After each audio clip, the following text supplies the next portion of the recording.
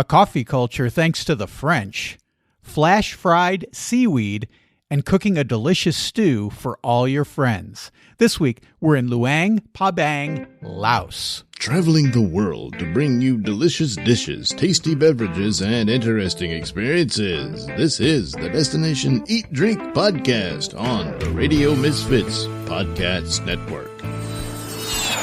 I'm Brent Peterson. Welcome to Destination Eat Drink, the travel podcast for foodies. Destination Eat Drink is for foodies who like to travel and travelers who love to eat, because the best part of a trip is what you eat. This week, we're in Southeast Asia and the delicious city of Luang Prabang in Laos. But first, take a moment, rate and review the Destination Eat Drink podcast right on your podcast app. It takes a moment, and your 5 stars helps other foodie travelers just like you find the show.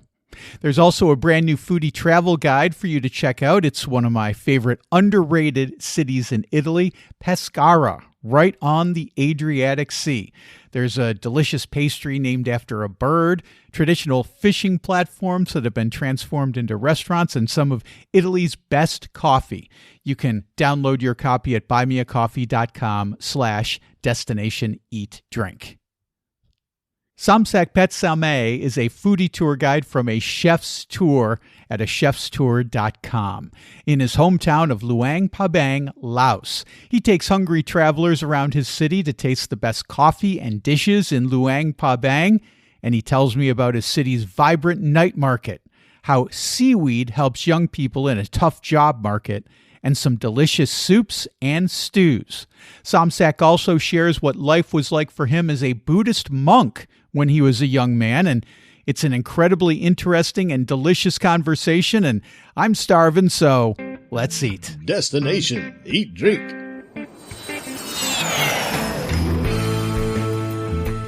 Somsack from a chef's tour in Luang Prabang, Laos. Welcome to Destination Eat Drink. I'm looking forward to talking to you about your great city. Yes, most welcome. Thank you very much to give me an opportunity to show today about my place, especially my local food. I think most people don't know a whole lot about Laos. I'd say most Americans probably couldn't even identify it on a map if you gave them 5 chances. Give me an overview, a little bit about your country, and maybe a little bit about your city of Luang Prabang. Laos, there is very small country, and as they are the landlocked country. And the border of the Laos country, there are 5 countries, the border of Laos country, as the North China is Vietnam, Thailand, Cambodia, and a little bit Myanmar. Especially the capital of Laos is Vientiane or Vientiane. And Luang Prabang is from the north of Laos. We are include 11 districts. And then the population is around 400,000 to 500,000 people in this Luang Prabang district. Totally, we have the 50 minority. We divide it into 3 main groups, as that we call Khmer, Hmong, and Lao Lum. So between 3 main groups, they have their own language, their culture, traditional, and total different language as well. Especially the Khmer language, they have only spoken language, but they don't have written language. And also they are between 3 main groups, they between the culture and dress or traditional. Especially the Lao Lum, they are 60 to 65% is Buddhism. And Khmer and another Hmong's minority, they believe almost like animism and believe cave, mountain, tree, big tree on area as well.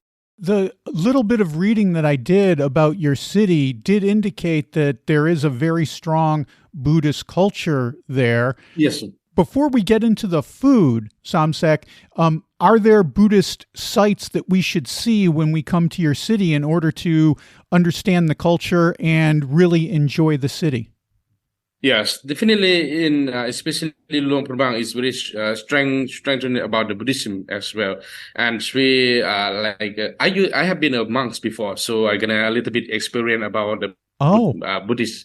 And when I was 12, I have I start to be a novice. I have been a novice from 12, and I spent at the temple almost four years.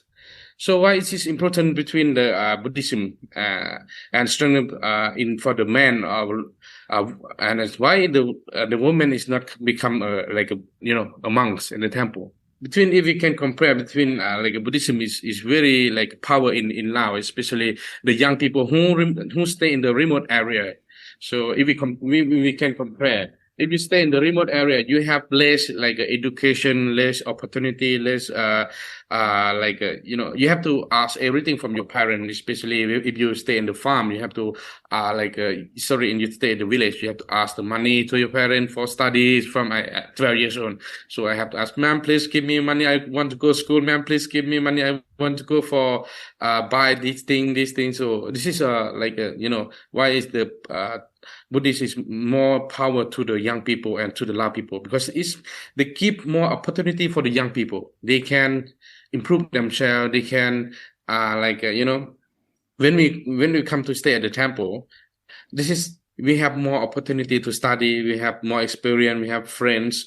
We have learn more about the Buddhism and traditional. And then when you finish for a monk, you have to follow the rule. If you not follow the rule, when you complete for monks, you cannot find a job as well, because this is the chance for you, or the opportunity. When you do a good thing, it will reflect to you. If you do the bad thing, it will go to another side, So, and also this is the Buddhism is grow a lot in here, especially it will make to the generation to generation, like a young people, they have a opportunity for study.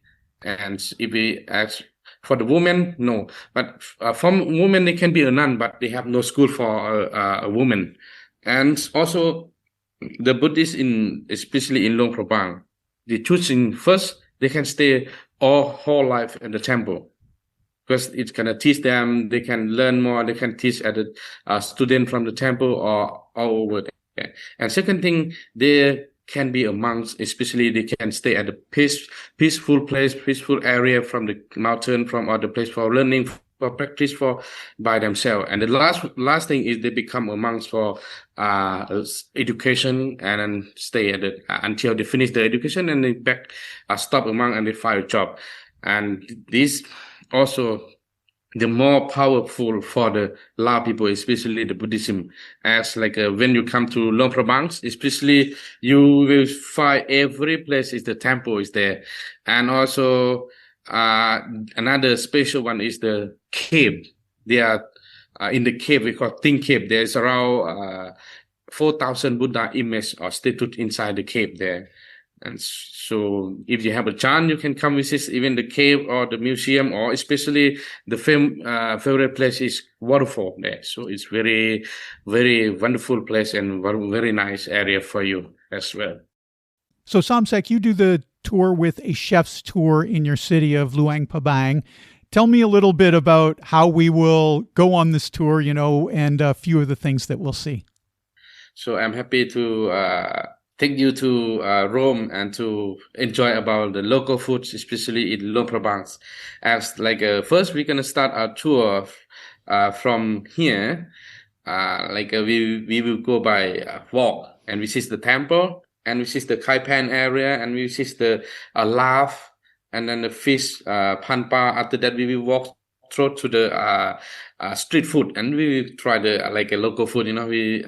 How it's spicy. I'm gonna show you how you're gonna taste the spicy food. After the spicy food, then we will go to take the we call that beef. How they grill the beef and how the taste, especially, and also the sticky rice grill also there. So after that, finally we will finish with the desserts. So we will take time around 3.5 hours, at least 4 hours. We're starting around 4 p.m. and then we will end around 8 to 8:30 p.m. All right. So I hope you are hungry right now. So we're gonna move out, and then I'm gonna hope you will enjoy the local food today. All right. Yeah, let's do it. So let's talk about coffee. I have to imagine we're going to have coffee on your tour, right? Yeah. I think a lot of people might be surprised that Laos is a coffee producing country, but they shouldn't be. I mean, this area is well known. This area of the world is well known for producing coffee, but I'm more interested in the coffee culture. Like, in other words, sitting at the cafes, like where we would go. What is the atmosphere like? What are the people like? Can you tell me a little bit about coffee culture in your city of Luang Prabang? Definitely, when we will discuss about the coffee, we come back to French, because in 19th to 20th century is was colonial by French. Because in the past we don't have coffee anything, so French is the one who bring the coffee to the Laos country. So especially the coffee is right now is growing from in the south of Laos. We call Patongko or Patongko in the south of Laos. The name is Bolivian. Patongko in the south. So this is the area where the coffee we grow, and then we keep make a products as well. And then the special a local culture for the Lao people as well.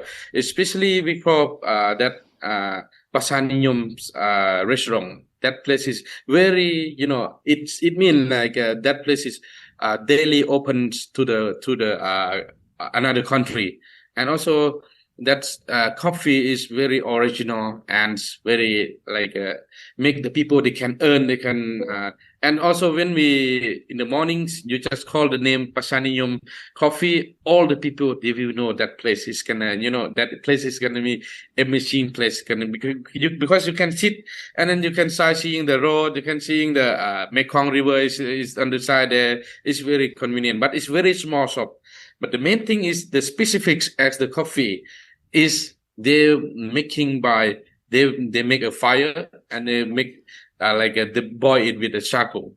They are not put in the gas cylinder. They're not put in any oven. This is the main point to make that to make the coffee is more like a flavor and good good to taste it.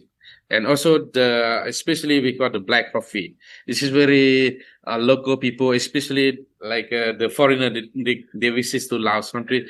Every people they say, let's take me to the a Lao coffee. Where can you recommend me? And then why we have to sit and why we have to take this coffee. That's I mean first the local coffee they mix with the charcoal.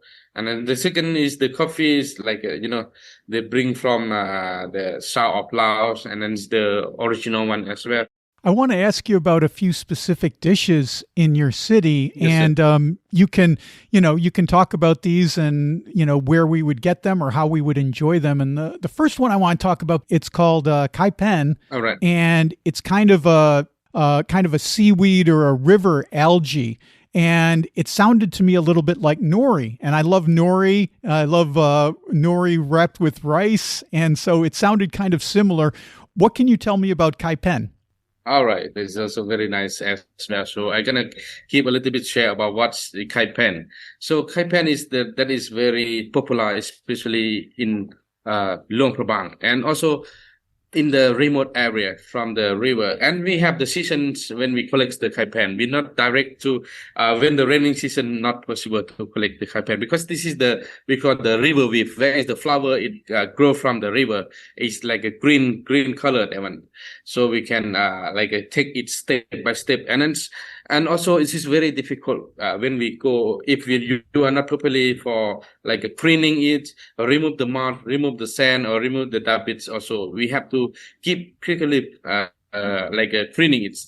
After that we clean it. We have so many kind of cooking, especially from the remote area. They are not only make that kai pan like a tray, one tray. No, they can cook it with the pork, cook it mix with pork meat, all the thing, and especially they cook and mix with the chili, all the things. It's very popular, especially in the remote area, because they don't have to spend money to buy it for other things. They just go and search it from the where is when the a wave, quite strong wave, we can collect it by bamboo wood. When we can collect it slowly. If you take a fast, it can have all the sand is stuck inside those. So when you're soaking, or when you remove all the sand is stuck in, so it's quite difficult.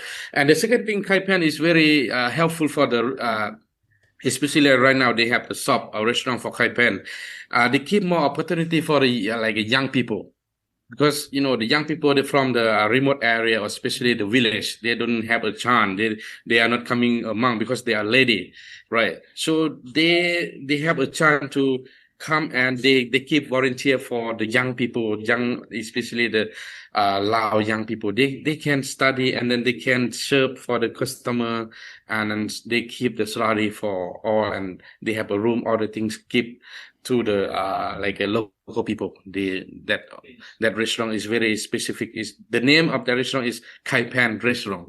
So that is very helpful for the community and for the people, especially the remote people, because they can collect the especially the river weed too, and then they make a products, and they can sell to that restaurant, and that restaurant they can earn more, and then they can support to the young people. So this is the how is Kaipan more is culture to the like local people. And also, how do they make it for the so first they keep like this mat, and then they remove all the sand, and then they soak it in the water. Between soaking in the water, and then they remove all the sand, and they keep cleaning and remove all the dust, everything. And then afterwards, what they did, they keep soak with the tamarind sauce, and between with the tamarind sauce, and then they keep again, they keep make a small like a tray on the tray, or they put, and between they going to dry on the sun, they put they make a slice of tomato, and then garlics, and then they put it together. And the last thing they keep over on the top there is sesame. They put on the top of sesame. And how do they cook? It's very easy. You just only not deep fry, just only a little bit like you put the pot, and then just keep the oil in there, and then just a little bit deep like fry it, not deep, sorry, just only fry and then take out. And then it's easy with you can dig with the, like a gel ball, you can dig with other thing with the sticky rice, and then we eat together.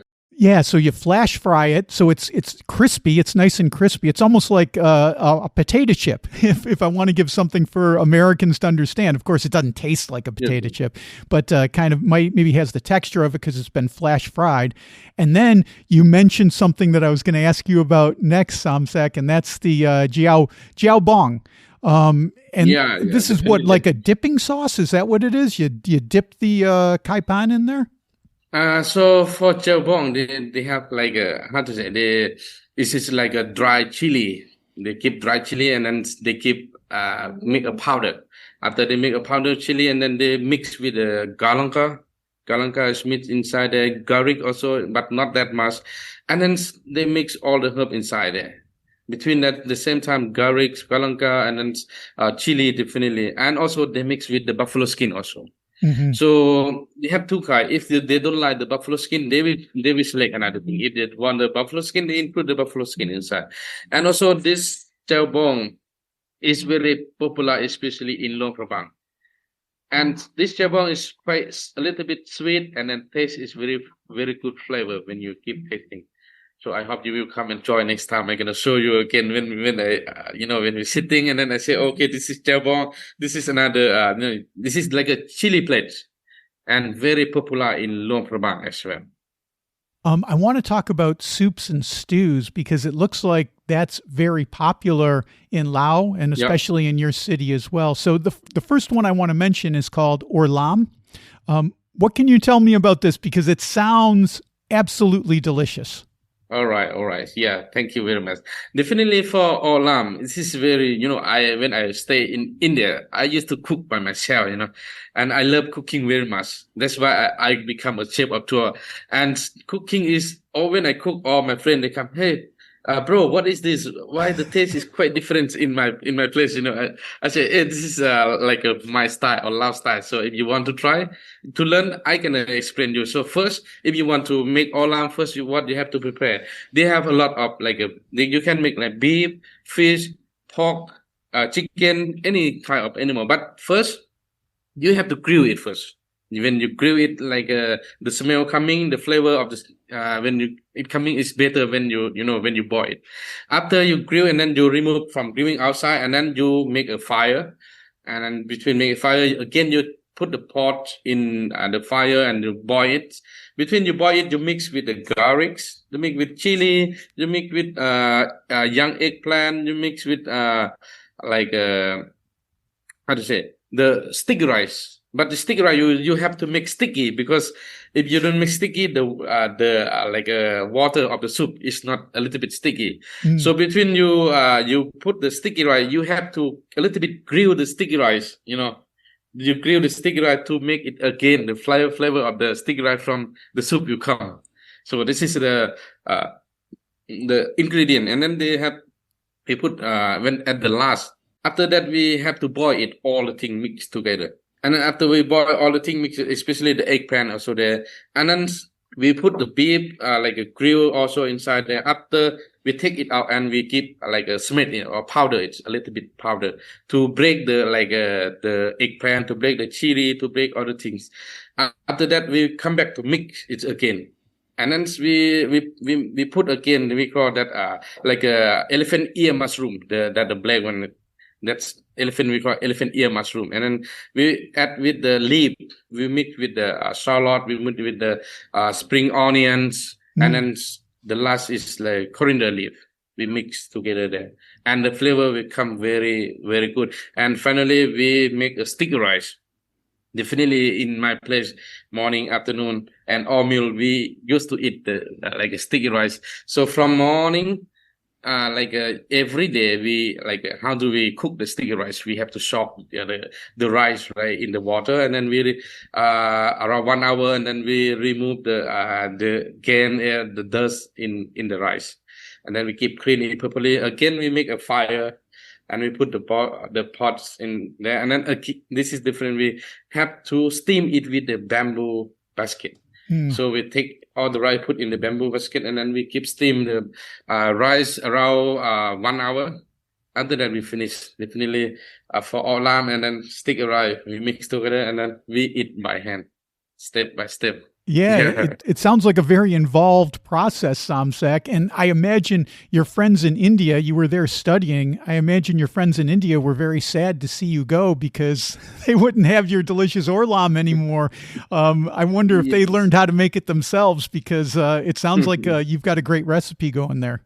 Yes, sir. Definitely, my friends. Before I left, I lived from India. They was very sad. They say, "Oh, who will cook for me?" Not only olam, but I cook another Thai. Even I make a noodle or kopiak. I can do. I can make everything. That's why they very love my food. When especially on the weekend, Saturday and Sunday, is the time all of my friends around. 10 people, they come and they meet me at my room and say, "Oh my God, now all is increase. When they come, or they bring another friends." But it's good life. I have spent my life in India. Even, sometimes when we move to another place, we have to learn another culture, new friend, new experience, and then new food also. Because sometimes when we move to another place, the food we cannot eat, we have to cook by ourselves. Especially in India, they have a lot of Thai food, kebab, they have biryani, they have other things, and also especially the spicy one, I could not eat because they put too much oil, so it's quite difficult for me to take it. That's why I try to cook myself sometime. Yeah, and I go to restaurant a few, not that much.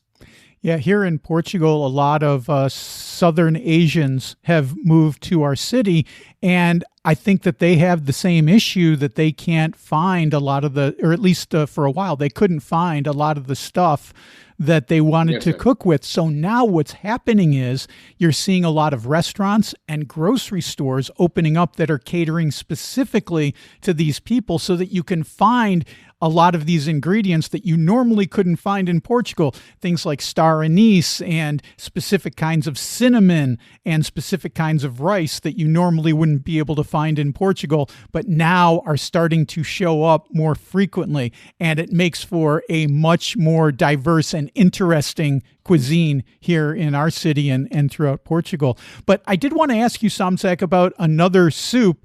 And this one is called cowpeak sen. Do you make this one as well? Is this another one of in your repertoire of dishes that you like to cook? All right. All right. So this is also very like a favorite food for the Lao people or local people in the mornings. Early morning, they used to spend time because sometimes we don't have the time for, we don't have the time for cooking, and then we just go direct to the shop where they sell that kopiak, because the kopiak where they make, we call that sticky rice noodle, because it's like they make like a soft and smooth. And also, how do they make it? First, like normally the powder of the rice as like a sticky rice, and then they keep boiling the soup first. The soup normally they boil with the pork, and then inside the soup they mix with like herb, uh, onion, shallot also they put in there, and then also the root of coriander leaf. They cut the root of coriander leaf and they boil, because you know the root of coriander leaf very flavor and very good when we keep boiling. And then the pork they keep separate for bone, and then with the beef, because they have to slice it small piece to keep on the top of the kopiak. Between the same time, they keep boiling. I think around they boil around 4. The starting keep selling around 7. The people they come and they buy at least 2 hours before they keep boiling to make it smooth and make the beef is gonna be salty. And after that, they keep it's very easy. You just take the like a noodle, the stick noodle, and then just put in the hot water, and then take it out, and then you mix with all the herbs. You're gonna mix like even you have the uh, garlic. You fry it, and then you fry the garlic. Yeah, you slice the spring onion, the leaf, coriander leaf, and then you mix on the top there.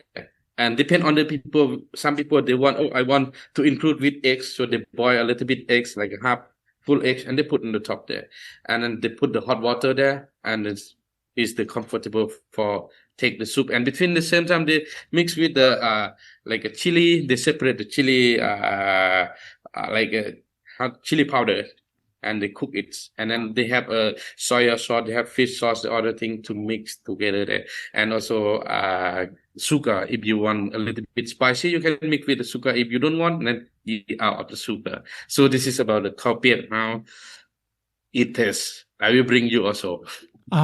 It sounds all these dishes, Somsack, they sound so flavorful with such, different spices and flavors. It's not one dimensional at all. And I guess that has a lot to do with not only the ingredients, but the long cooking times that are involved here. I'm curious because you've got soups and you've got stews, you've got the orlam, you've got the cow peak sen, you've got other soups.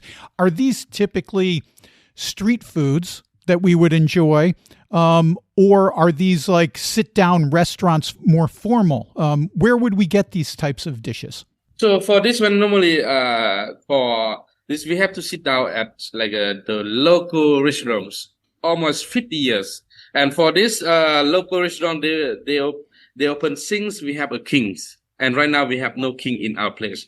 And even the style of the house, the buildings, and also these restaurants, they open only for the noodle soup, they open only afternoons for that shop only, from 3 p.m. to 7 p.m.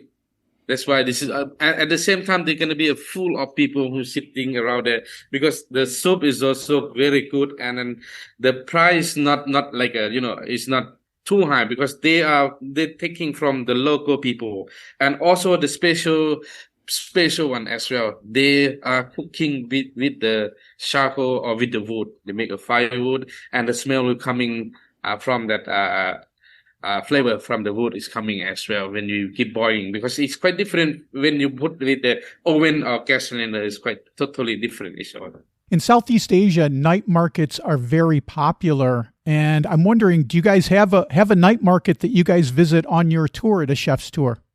So it's very easy for the night market, as like especially for the night market. After we finish our chef tour, I'm gonna show you to the night market, because it's our tour we finish at the night market point. So it's very easy and very convenient for you.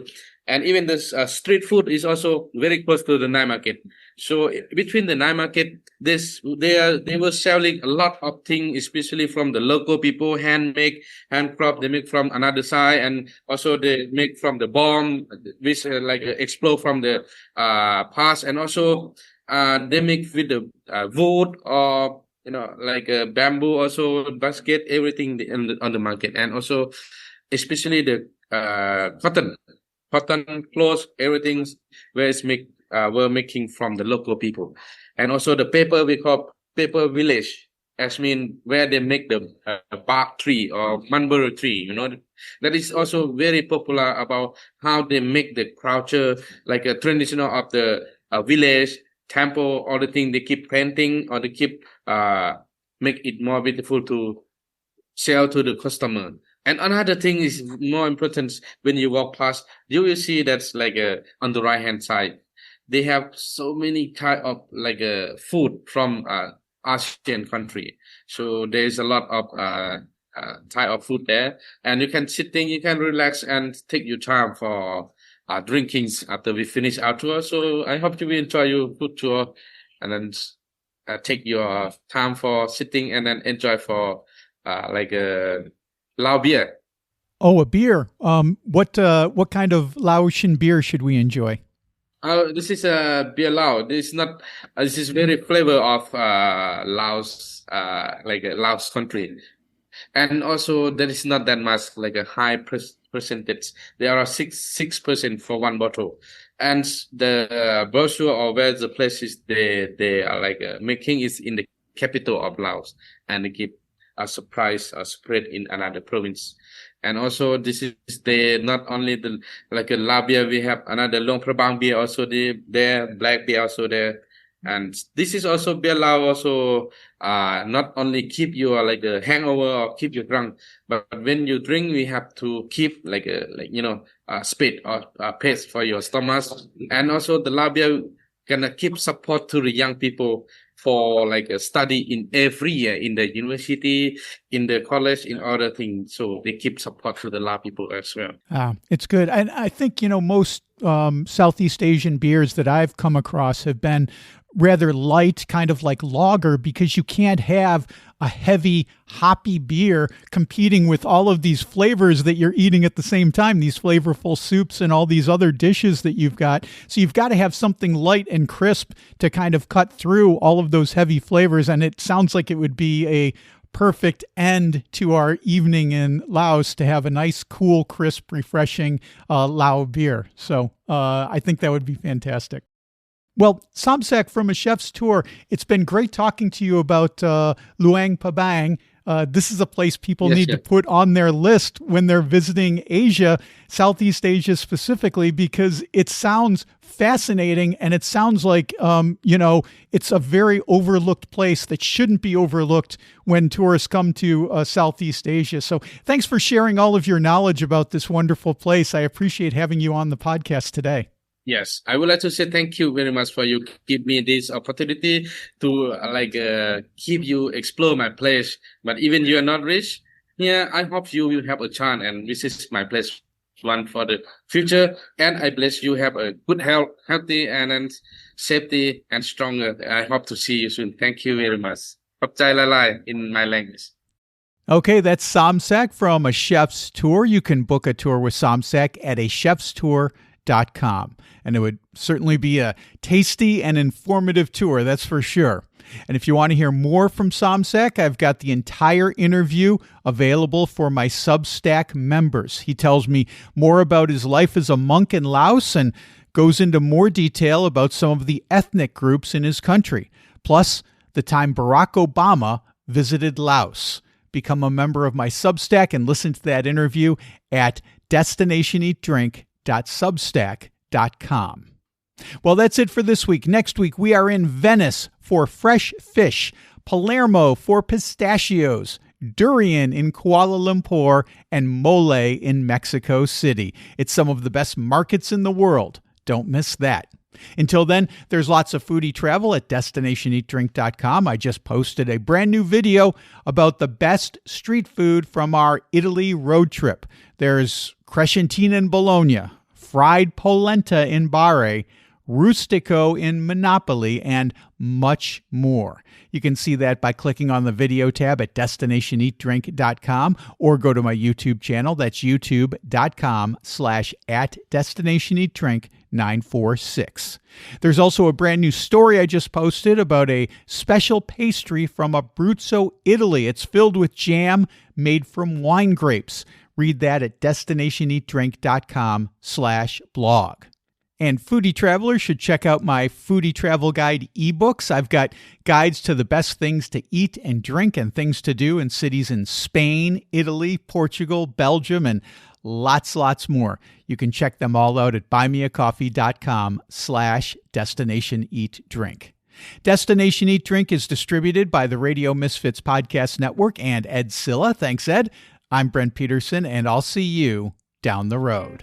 Join us next week for another culinary adventure on Destination Eat Drink, a presentation of the Radio Misfits Podcast Network.